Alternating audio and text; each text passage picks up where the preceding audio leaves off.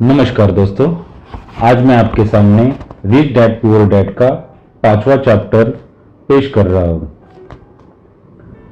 गरीब और मध्यवर्गीय लोगों के पास उतने संसाधन नहीं होते हैं। वे हाथ पर हाथ धरे बैठे रहते हैं और अपनी बाह में सरकारी सुइयों को लगने देते हैं तथा रक्तदान चलने देते हैं। आज मैं ज्यादा टैक्स चुकाने वाले या कम छूट लेने वाले लोगों की संख्या देखकर लगातार सदमे में रहता हूं, जिसका कारण सिर्फ यह है कि वे सरकार से डरते हैं। मेरे कुछ मित्र हैं जिनका कारोबार किसी सरकारी गलती की वजह से बंद और तबाह हो गया। मुझे इस बात का एहसास है, लेकिन इस डर से बचने के लिए अगर आप जनवरी से मई तक काम करने की कीमत चुकाते हैं तो मेरे हिसाब से यह काफी ज्यादा कीमती है। मेरे गरीब डैडी ने कभी पलटकर लड़ाई नहीं की, मेरे अमीर डैडी ने भी नहीं की। उन्होंने तो सिर्फ बस खेल को ज्यादा चतुराई से खेला और उन्होंने कॉरपोरेशन के जरिए किया, जो अमीरों का सबसे बड़ा रहस्य है। आपको यह पहला सबक याद होगा जो मैंने अपने आमिर डैडी से सीखा था। उस वक्त मैं 9 साल का था और उनके बुलावे का इंतजार कर रहा था। मैं उनके ऑफिस में बैठा रहा और उनके बुलावने का इंतजार करता रहा। वे जानबूझकर मुझे नजरअंदाज करते रहे। वे चाहते थे कि मैं उनकी शक्ति पहचान लूं। वे चाहते थे कि मेरे मन में भी किसी दिन उतना ही शक्तिशाली बनने की इच्छा जागे। जिसने वर्ष उनसे सीखा और अध्ययन किया, वे मुझे हमेशा याद दिलाते रहे कि ज्ञान ही शक्ति है। पैसे के साथ जो बाहरी शक्ति आती है उसे बताए रखने और कई गुना करने के लिए सही ज्ञान की जरूरत है। इस ज्ञान के बिना संसार आपको इधर से उधर धक्के मारता रहता है।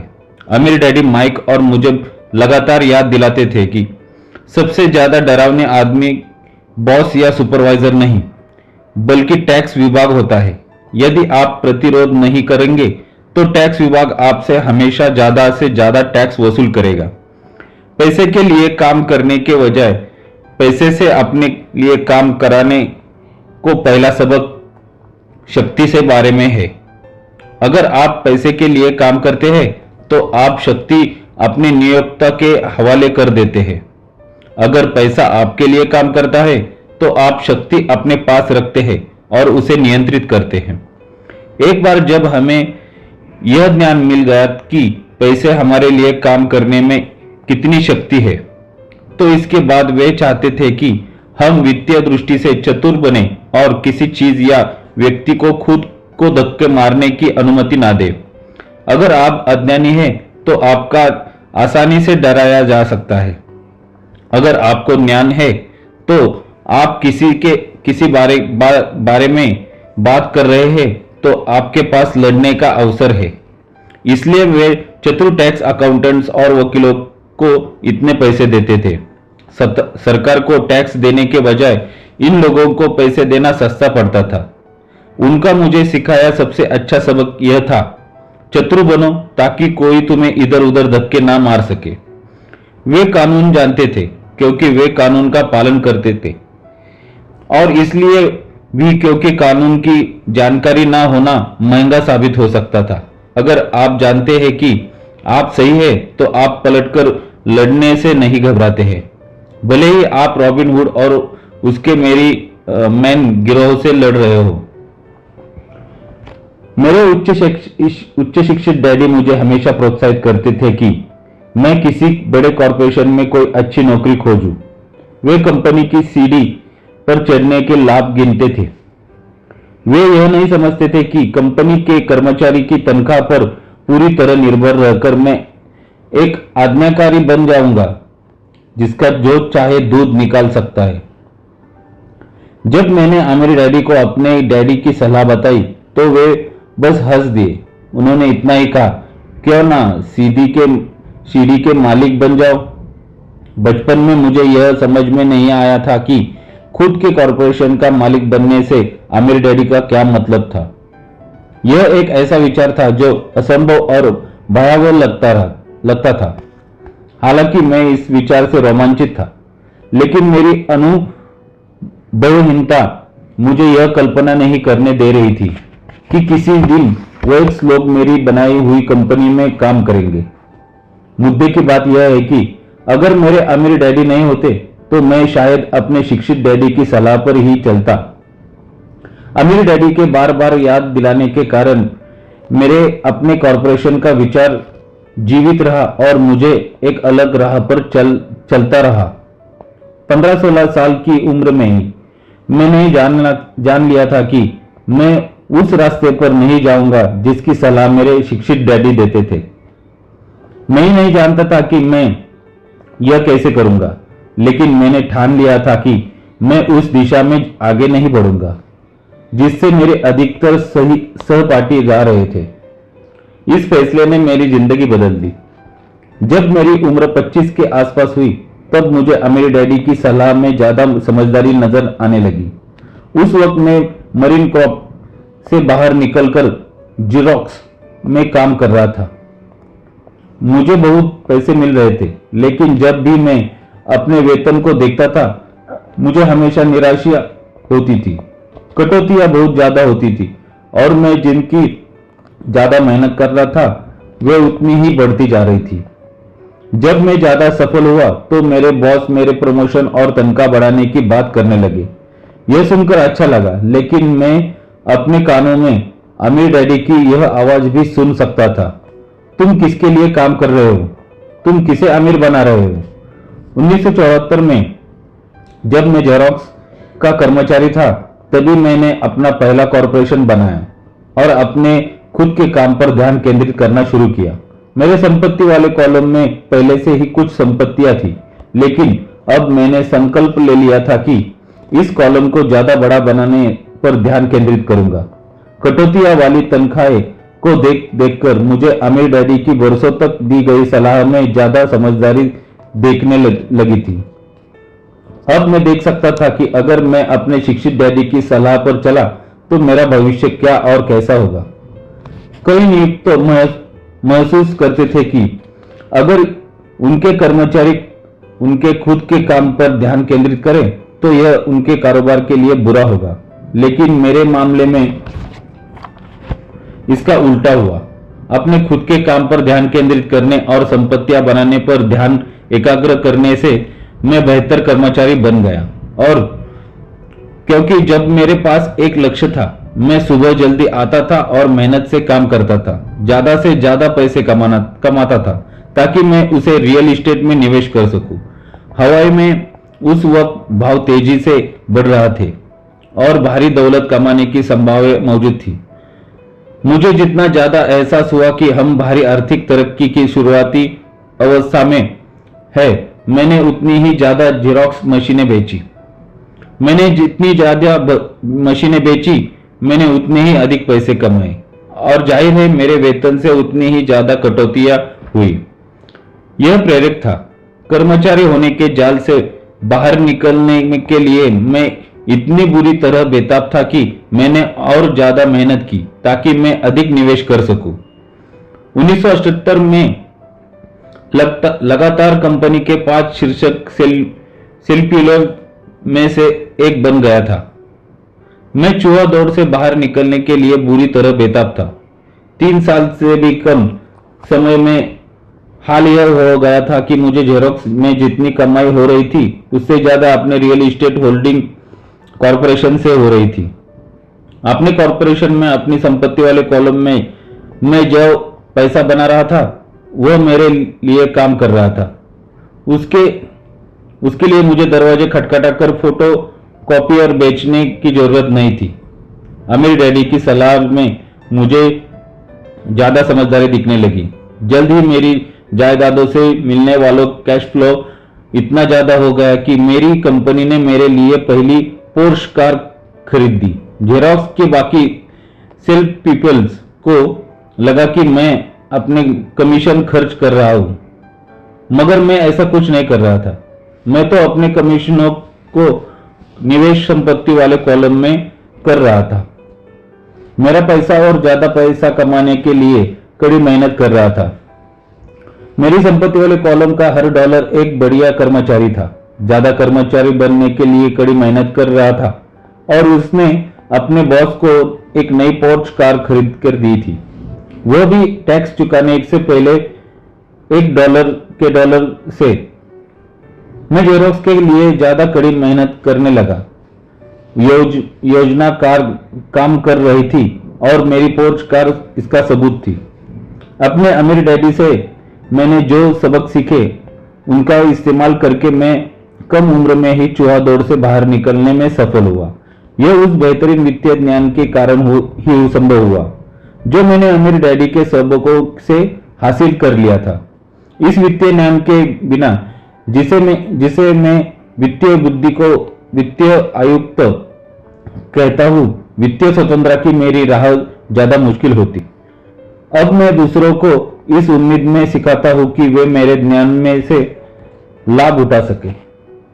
मैं लोगों को याद दिलाता हूं कि वित्तीय आयु में विशेषताएं के 4 व्यापक क्षेत्रों का ज्ञान शामिल होता है। 1. अकाउंटिंग। अकाउंटिंग वित्तीय साक्षरता या अंक पढ़ने की योग्यता है। यदि आप एक साम्राज्य खड़ा करना चाहते हैं तो यह एक अनिवार्य योग्यता है। आप जितने अधिक पैसे के लिए जिम्मेदार होंगे उतने ही ज्यादा सूक्ष्म ज्ञान की जरूरत होगी, वरना आपका साम्राज्य ताश के पत्तों की महल की तरह ढह जाएगा। यह विवरण बाएं मस्तिष्क वाला हिस्सा है।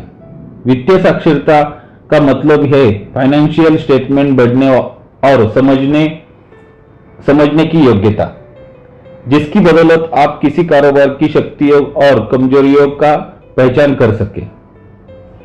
2. निवेश। निवेश पैसे से पैसा बनाने का विज्ञान है। इसमें वे रणनीतियां और फॉर्मूले शामिल होते हैं जो रचनात्मक दावे मस्तिष्क वाले हिस्से का उपयोग करते हैं। 3. बाजारों को समझना। बाजारों को समझना मांग और पूर्ति का विज्ञान है। किसी निवेश के बुनियादी या आर्थिक पहलू के अलावा आपको बाजार के तकनीकी पहलुओं को जानने की जरूरत है जो भावनाएं से संचालित होती है। बाजार की वर्तमान स्थितियों को देखते हुए निवेश में समझदारी नजर आती है। 4. कानून। अकाउंटिंग निवेश और बाजार की तकनीकी योग्यताओं के समर्थ के कॉरपोरेशन विस्फोटक विकास कर सकता है। जो व्यक्ति किसी कॉरपोरेशन द्वारा प्रदत्त टैक्स लाभों और सुरक्षाओं को समझता है, वह किसी कर्मचारी या छोटे व्यवसाय मालिक से ज्यादा तेजी से अमीर बन सकता है। इसमें इतना ही अंतर होता है जितना कि किसी चलने वाले और उड़ने वाले के बीच होता है। दीर्घकालीन दौलत के संदर्भ में यह बहुत भारी अंतर होता है। टैक्स लाभ। कॉरपोरेशन कई चीजें कर सकता है जो एक कर्मचारी नहीं कर सकता। मिसाल के तौर पर यह टैक्स चुकाने से पहले खर्च कर सकता है। यह विशेषज्ञता का एक ऐसा क्षेत्र है जो बहुत रोमांचक है। कर्मचारी कमाते ही टैक्स चुकाते हैं और बचे हुए पैसों से अपने खर्च चलाते हैं। कॉरपोरेशन कमाता है, जितने पैसे खर्च कर सकता है खर्च करता है और अगर कुछ बचता है तो उस पर टैक्स चुकाते हैं। यह टैक्स कानून के सबसे बड़े छिद्रों में से एक है और अमीर लोग इसका भरपूर इस्तेमाल करते हैं। कॉरपोरेशन बनाना आसान है और इसमें ज्यादा पैसा भी नहीं लगता, बशर्ते अपने निवेश अच्छा कैश फ्लो दे रहा है। मिसाल के तौर पर अपने कॉरपोरेशन के मालिक होने पर आप वेकेशन मनाने के लिए हवाई जाते हैं और वही बोर्ड मीटिंग रख लेते हैं। इस तरह कार का भुगतान, बीमा, मरम्मत और हेल्थ क्लब सदस्यताएं कंपनी के खर्च में डाल दिए जाते हैं। रेस्तरां में लिए एक ज्यादातर लंच या डिनर भी आंशिक खर्च ही होते हैं, लेकिन यह सारा खर्च टैक्स चुकाने से पहले कानूनी रूप से किया जाता है।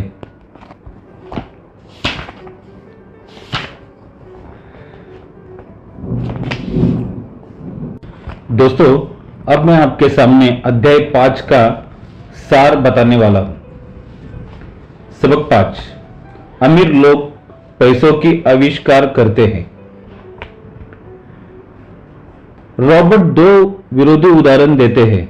सबसे पहले अलेक्जेंडर ग्रोहम बेल की कहानी, जो उनके प्रोडक्ट की भारी मांग देखकर चकित थे और अपनी कंपनी वेस्टर्न यूनियन को $1 लाख में बेचने की कोशिश कर रहे थे।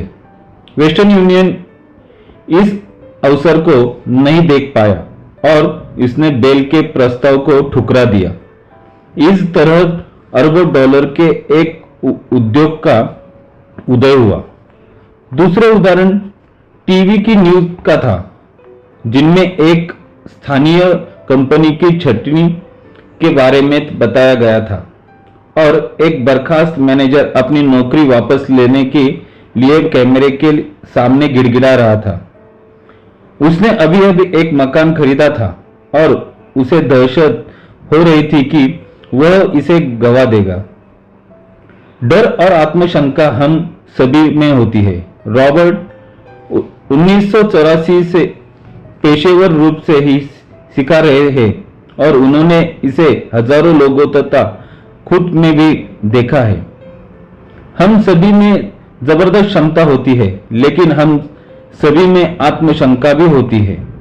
साहस सफल जीवन जीने में फर्क डाल सकता है। रॉबर्ट कहते हैं कि शिक्षक के रूप में उसका दिल उन विद्यार्थियों को देखकर टूट जाता था जो जवाब तो जानते थे लेकिन उन पर काम करने से घबराते थे।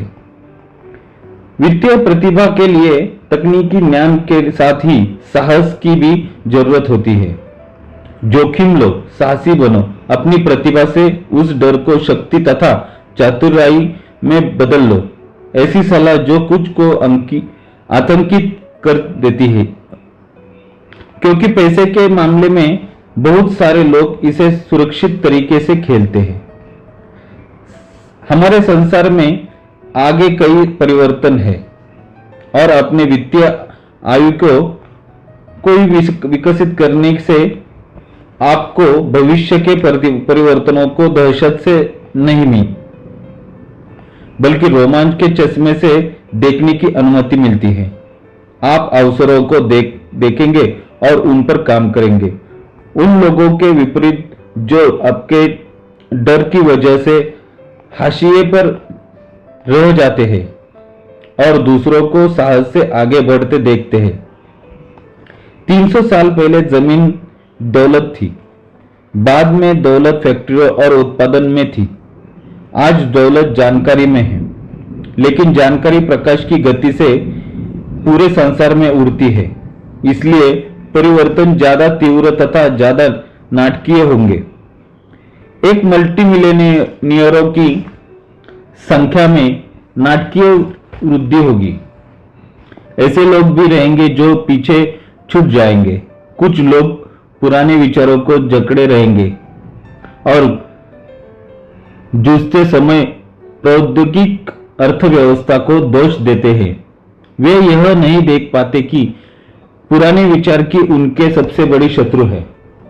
कल कोई चीज करने को जो विचार या तरीका अच्छा माना जाता था, वह पुराना जमाना लग चुका था।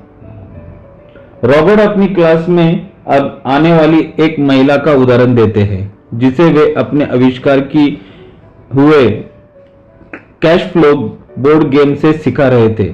यह गेम लोगों को सिखाता है कि पैसा कैसे काम करता है। यह बैलेंस शीट के साथ इनकम स्टेटमेंट के आपसी संबंध के बारे में भी सिखाता है।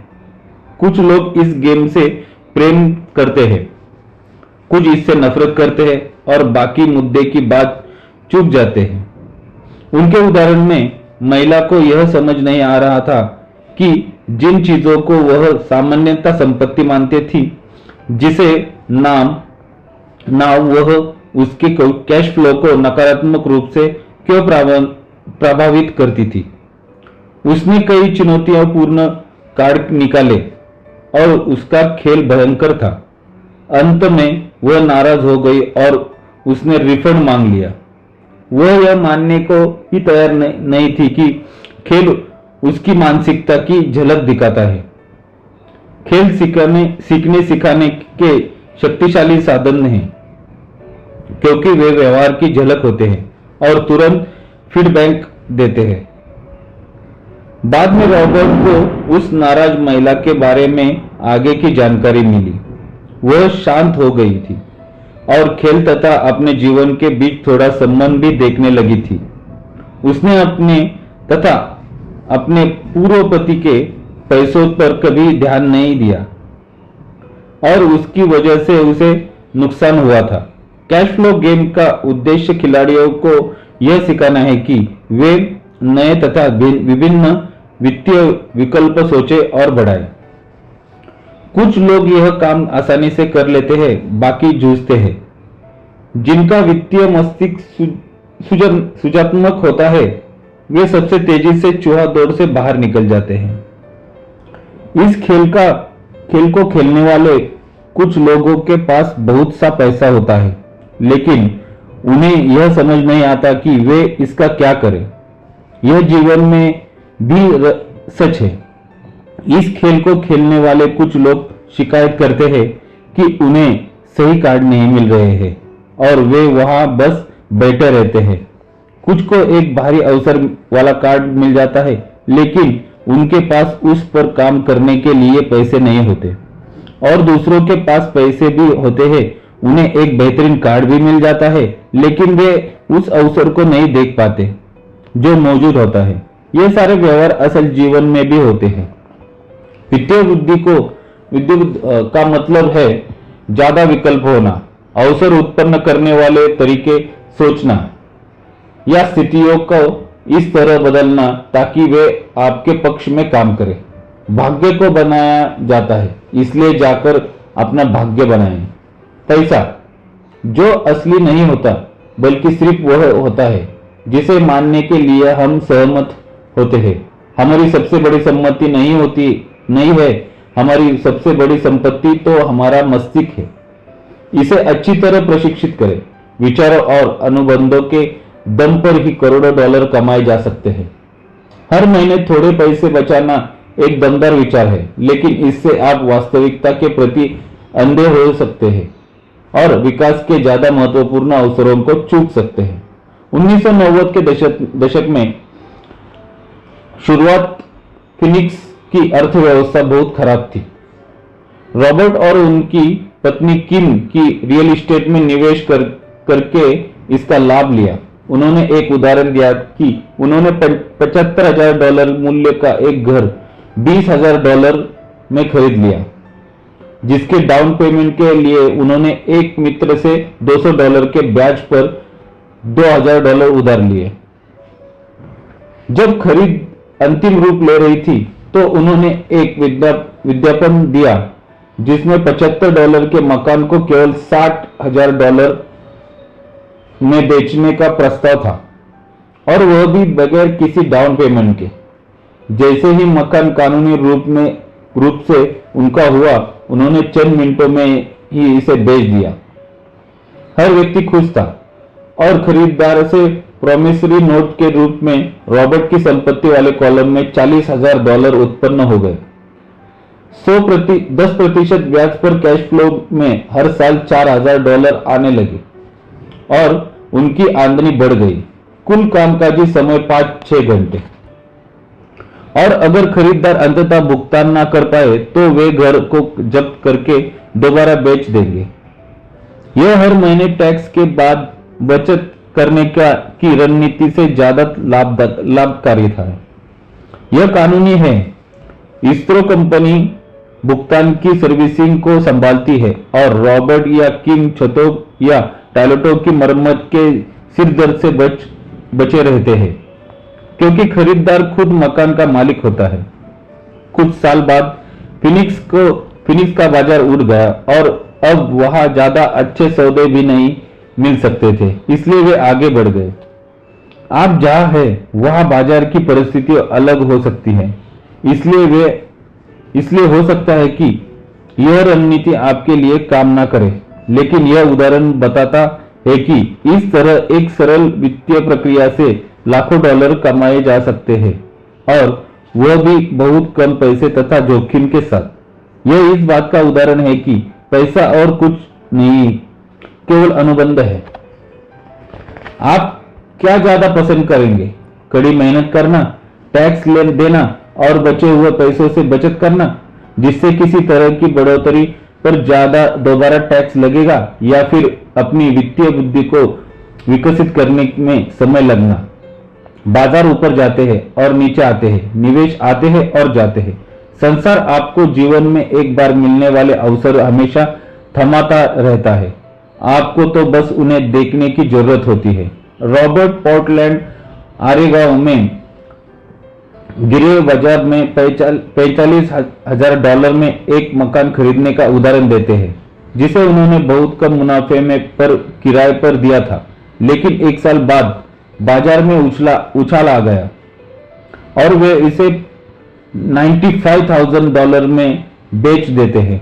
होने वाले मुनाफे का निवेश वे बीवटर्न ओरेगन के 12 यूनिट्स और $3 लाख वाले एक अपार्टमेंट हाउस में कर देते हैं।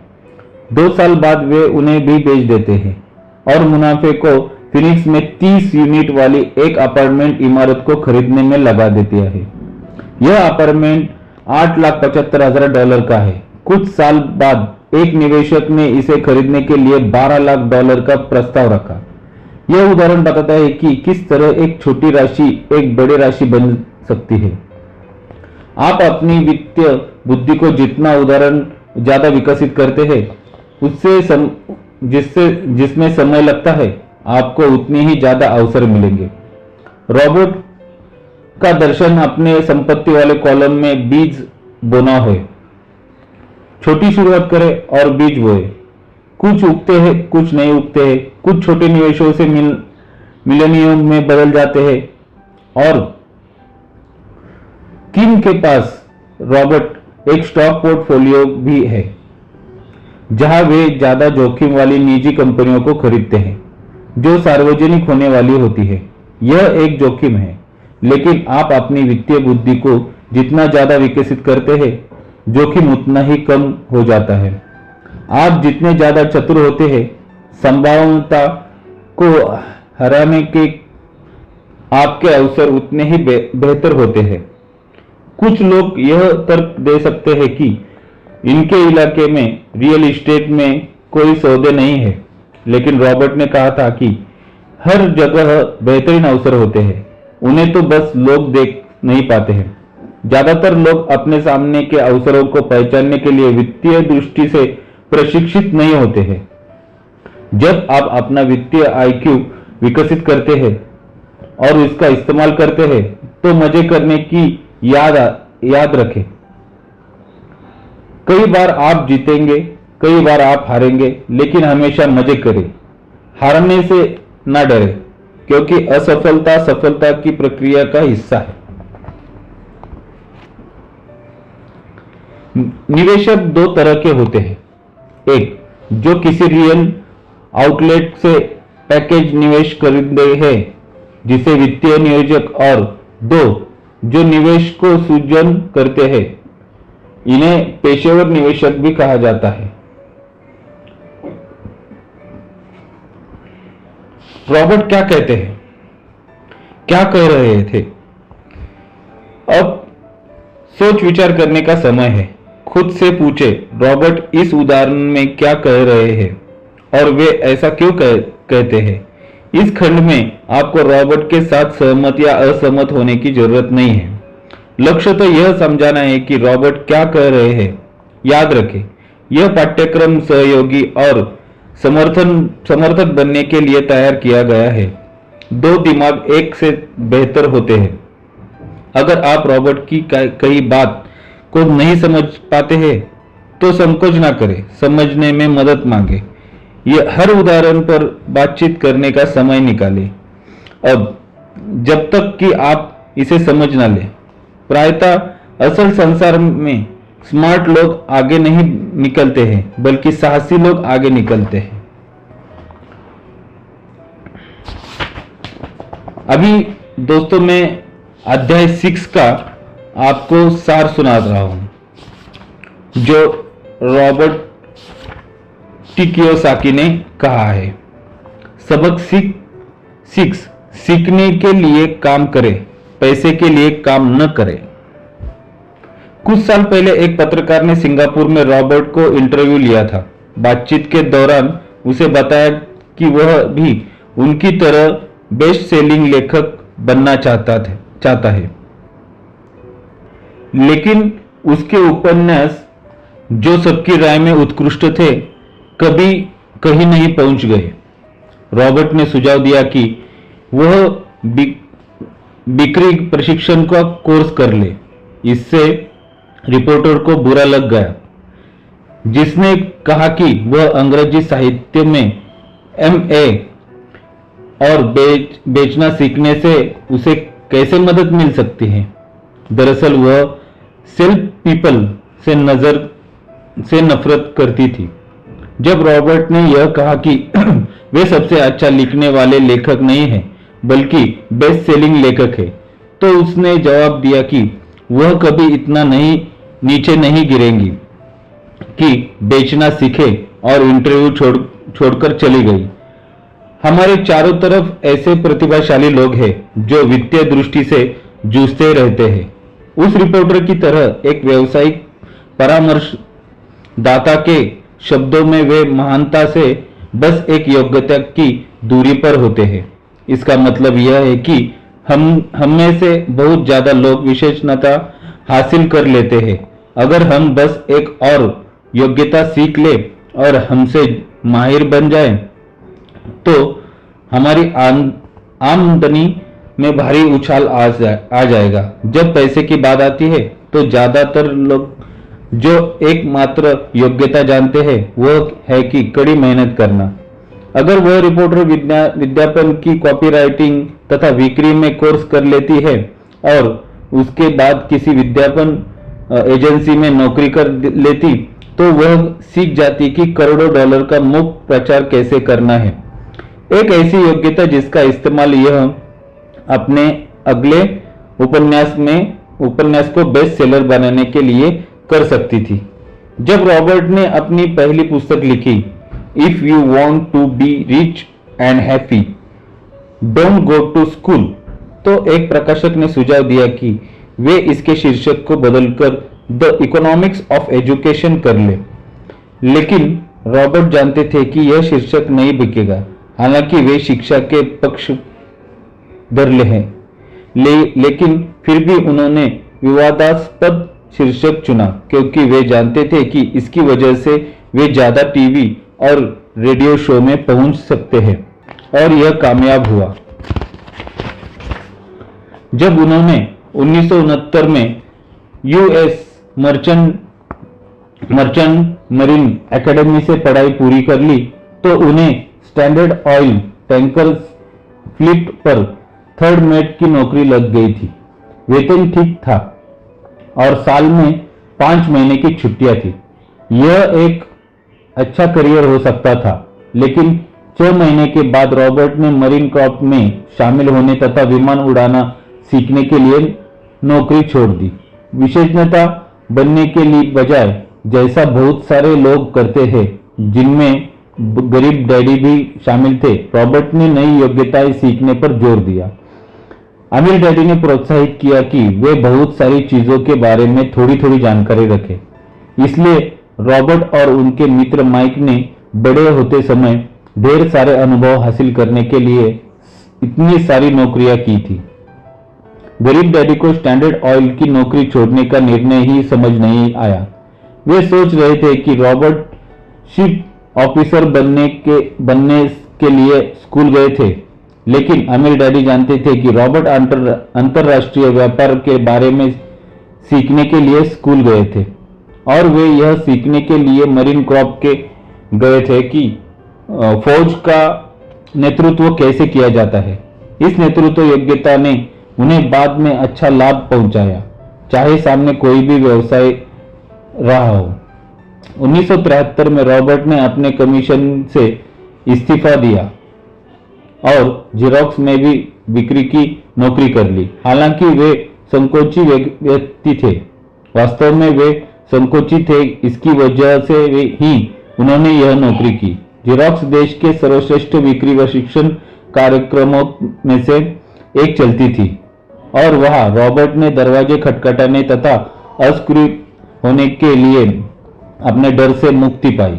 जब वे वहां लगातार सबसे ज्यादा बिक्री करने वाले सेल्स पीपल में से एक बन गए तो उन्होंने वहां भी काम छोड़ दिया।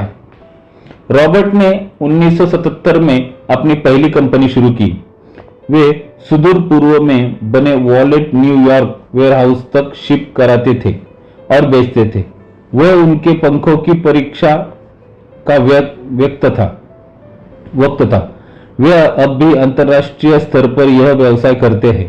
ज्यादातर लोग सुरक्षित नौकरी पाने और अल्पकाल में वेतन तथा लाभों पर ध्यान केंद्रित करने के लिए कड़ी मेहनत करते हैं, जिसकी वजह उन्हें ऐसी नौकरी खोजनी चाहिए जहां वे उन योग्यताओं को सीख सके जिनकी उन्हें जरूरत होगी।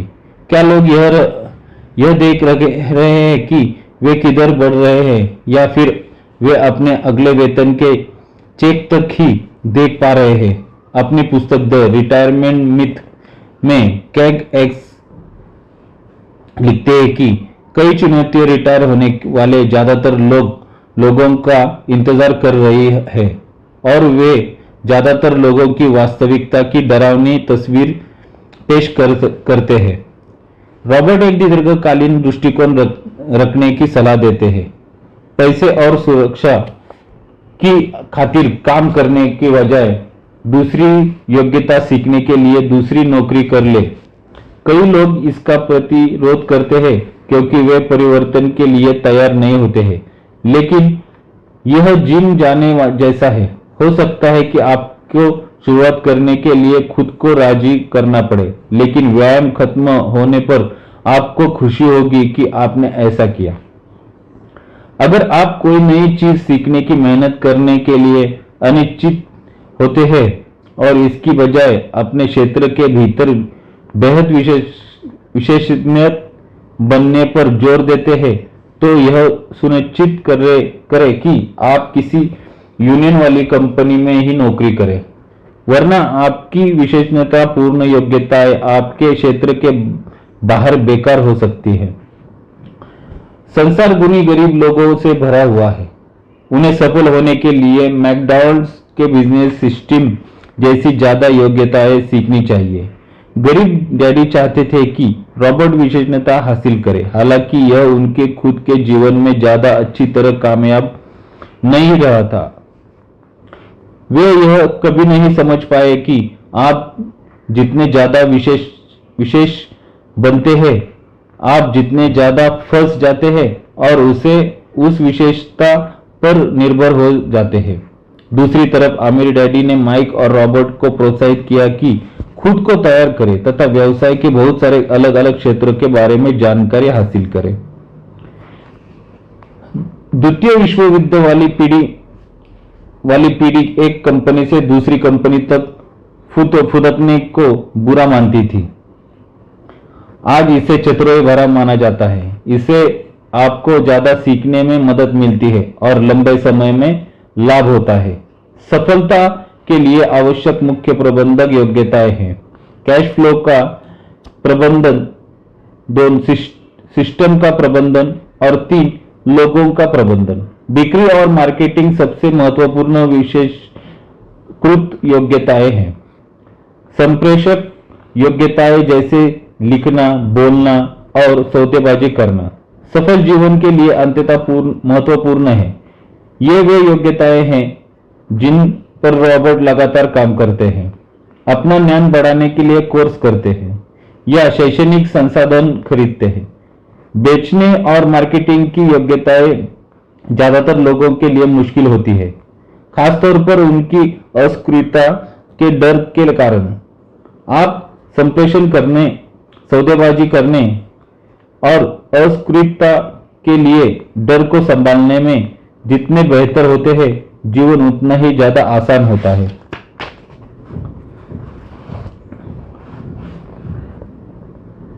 रॉबर्ट दोनों डैडियों जैसे बन गए।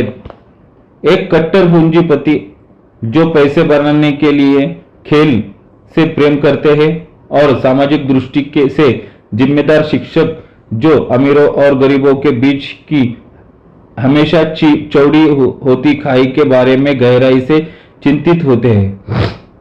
इसे बढ़ती खाई के लिए वे मूलतः पुरातनीपंथी शिक्षा प्रणाली को जिम्मेदार मानते हैं। बाह्य गोलार्ध का पल किसी संभावनाशील नौकरी को छोड़कर दूसरी नौकरी करने के आपातकाल में कोई खास लाभ नजर नहीं आता है, लेकिन आप जो योग्यताएं सीखेंगे वे लंबे समय में आपको ज्यादा संख्याओं की ओर ले जाएंगी। दाएं गोलार्ध का पल आप अपना पेशा मानते हैं, आप जिसे अपना पेशा मानते हैं उसके बाहर की योग्यताएं सीखने से आपको लाभ होगा। अवचेतन पल आपको जिस स्थिति से सबसे ज्यादा डर लगता है वह वही योग्यता है जिसे आपको सीखने और जितने की जरूरत होती है, और आपको यह करने के लिए खुद को विवेश करना पड़ता है। हालांकि जिम जाने की तरह बाद में आपको खुशी होगी कि आपने ऐसा किया। अब कुछ अंतिम विचार। यह पुस्तक लिखने के पीछे रॉबर्ट का मुख्य उद्देश्य यह जानकारी देना था कि बढ़ी हुई वित्तीय बुद्धि का इस्तेमाल करके जीवन की कई आम समस्याओं को कैसे सुलझाया जा सकता है। वे एक उदाहरण देते हैं कि किस तरह एक मित्र ने जो चिंतित था कि उसके बच्चों के कॉलेज की शिक्षा के लिए पर्याप्त पैसे की बचत नहीं हो सकती, फिनिक्स में एक मकान में शुरुआती $7,900 का डाउन पेमेंट कर दिया, जो कुछ साल बाद एक प्रोजेक्ट में बदल गया, जो आमदनी में हर महीने $3,000 उत्पन्न करता है। इसे शुरू करने के लिए बस थोड़े से पैसे और वित्तीय बुद्धि की जरूरत पड़ी। पैसे के बारे में शिक्षा और बुद्धिमत्ता महत्वपूर्ण है। जल्दी शुरुआत करें, कोई पुस्तक खरीदे, किसी सेमिनार में जाए, अभ्यास करें, छोटी शुरुआत करें। आपके दिमाग में क्या है उसी से तय होता है कि आपके हाथों में क्या है। पैसा केवल एक विचार है। अकाउंटिंग के संसार में आमदनी 3 तरह की होती है, सामान्य, अर्जित, पोर्टफोलियो और निष्क्रिय। ज्यादातर मामलों में निष्क्रिय आमदनी रियल एस्टेट निवेशों से प्राप्त होती है।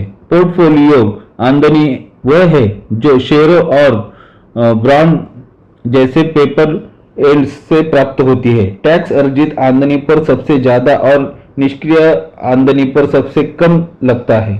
जैसा अमीर डैडी कहा करते थे, सरकार उस आमदनी पर ज्यादा टैक्स लगाती है जिसके लिए आप कड़ी मेहनत करते हैं। उस पर आमदनी पर उतना टैक्स नहीं लगता जिसके लिए आपका पैसा कड़ी मेहनत करता है।